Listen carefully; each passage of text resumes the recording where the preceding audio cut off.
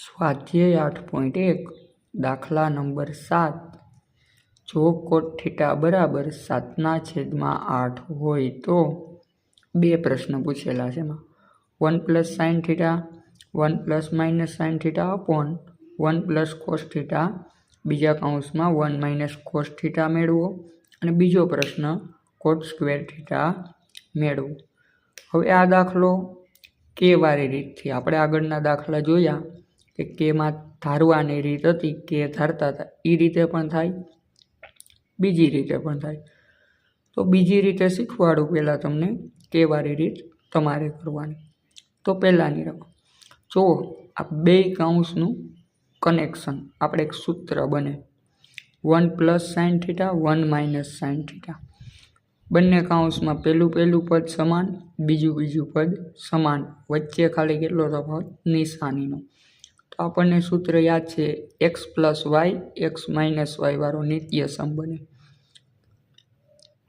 તો એનું સૂત્ર થતું હતું પહેલા કૌંસનો વર્ગ x² - y² એટલે કે 1, 1નો વર્ગ 1 માઇનસ બીજાનો વર્ગ સાઇનનો વર્ગ તો sin સ્ક્વેર થીટા.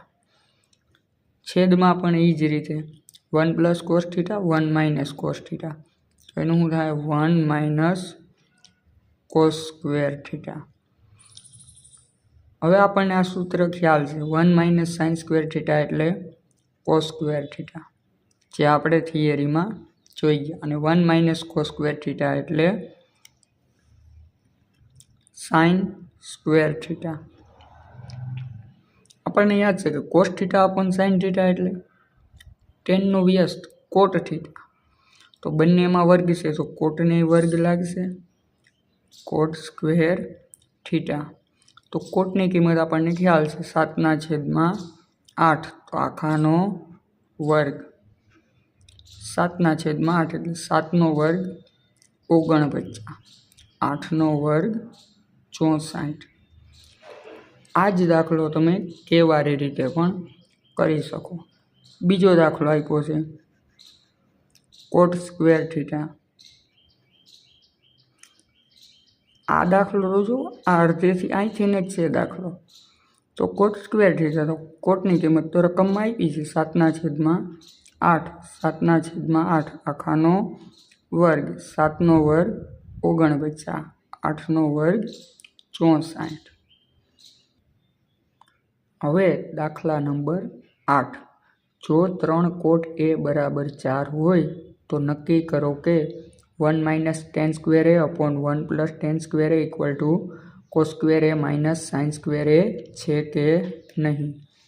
હવે જો આ દાખલામાં આપણને કીધું હોત કે સાબિત કરો કે, તો આપણે ડાયરેક્ટ કરી નાખત. પણ હવે છે કે નહીં એમ નક્કી કરવાનું કીધું તો આપણે ત્રિકોણ લેશું. પહેલાં ત્રિકોણ ABC.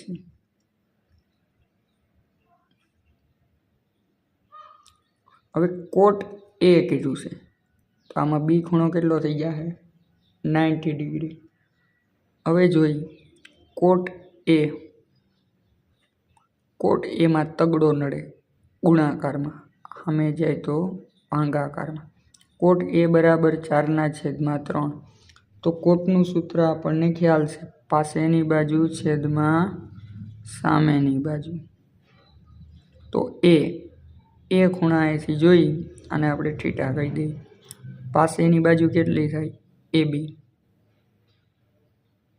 સામેની બાજુ BC.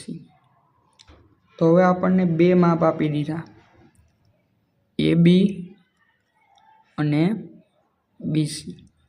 તો AB / BC બરાબર શું થાય 4/3.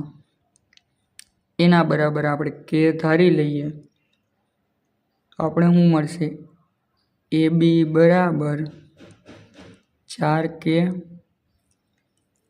BC બરાબર 3K. બે બાજુના માપ આવી ગયા.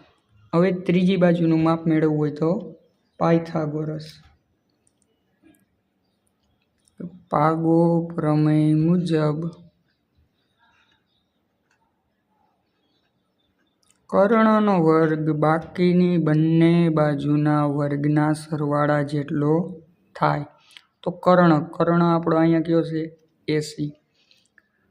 80નો વર્ગ બાકીની બંને બાજુ AB² પ્લસ BC². તો AC² આપણને નથી આપેલો. AB² 4K plus BC² 3K આખાનો વર્ગ. 4નો વર્ગ 16, Kનો વર્ગ K વર્ગ. 3નો વર્ગ 9, 16 ને 9 25. કેટલો થાય 25K વર્ગ. આ શું મળી ગયો AC વર્ગ. પણ આપણે તો AC જોઈએ છે તો બંને બાજુ વર્ગમૂળ લેતા.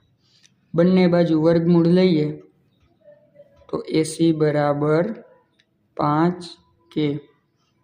હવે ત્રણેય બાજુના માપ મળી ગયા. હવે આમાં આપણે જોવાનું થાય તો એક ટેનની કિંમત, કોસની કિંમત ને સાઇનની કિંમત મેળવી લઈએ. તો સૌ પ્રથમ સાઇનની કિંમત એ ખૂણા એ થીટા ખૂણા. સાઇન એ તો આપણને કેટલો મળશે?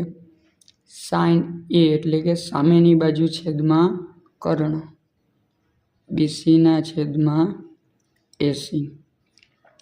સાઇન એ આપણને મળશે 3/5, 3K/5K એટલે K ઉડી જાય. કોસ એ શું થાય આપણો? AB પાસેની બાજુ છેદમાં AC કર્ણ. એ કેટલો મળશે? 4/5. અને tan એ આપણને મળશે સામેની બાજુ એટલે કે BC છેદમાં પાસેની બાજુ એટલે AB. કોટનો વ્યસ્ત. કોટ મળ્યા 4/3 તો tan મળશે એના વ્યસ્ત 3/4. હવે ચકાસીએ.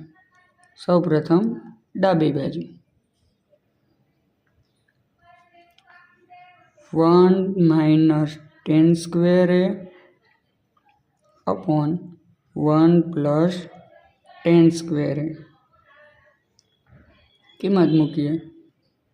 1 - tan² તો tanનો વર્ગ તો 3નો વર્ગ 9, 4નો વર્ગ 16 છેદમાં 1 + tan² તો 1 + 9/16. લસા લઈ તો આના છેદમાં કાંઈ ન હોય તો 1 લખી શકીએ. તો અહીંયા આવશે 16. 16 - 9 એટલે 7 અને 16 + 9 એટલે 25. હવે આપણને ડાબી બાજુ મળી 7/25. જોઈએ જમણી બાજુ આ જ મળે તો આપણું સમીકરણ આપણું જે આપેલ છે એ સાચું છે, નકર નથી. જમણી બાજુ જમણી બાજુ લઈએ આપણે તો cos² - sin². કોસની કિંમત આપી 4/5 આખાનો વર્ગ માઇનસ સાઇન 3/5 આખાનો વર્ગ. 4નો વર્ગ 16, 5નો વર્ગ 25 માઇનસ 3નો વર્ગ 9 5નો વર્ગ 25. બંનેના છેદ સમાન આખાને છેદ આપી દીધો.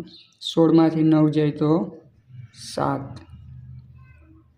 જમણી બાજુ આપણી કેટલી આવી ગઈ? 7/25. તો આપણે કહી શકીએ કે આમ ડાબા બરાબર જબા.